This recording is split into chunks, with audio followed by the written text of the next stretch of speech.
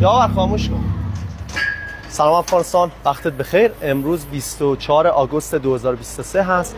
من محمد رضا احمدی و بالاخره میتونم بگم که ما سفرمون رو آغاز کردیم. با کمک شما مردم نزدیک به $100,000 آمریکایی کمک جمع شد و همه چیز آماده هست برای اینکه بریم و جایگاه خودمون رو به دست بیاریم.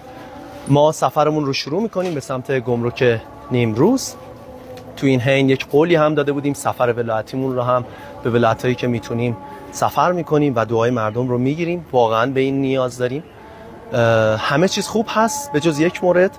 یک قانون عجیبی هست که میگه صادرات موتر از افغانستان بند هست. احتمالا مربوط به گذشته ها بوده که انتظار نداشتن افغانستان موتر بسازه، ولی خب الان همه چیز عوض شده. 5 روزی هست که داریم کار میکنیم روش که یک راه حلی برای این پیدا کنیم، ولی خب پروسه بوروکراتیک زمان بر هست.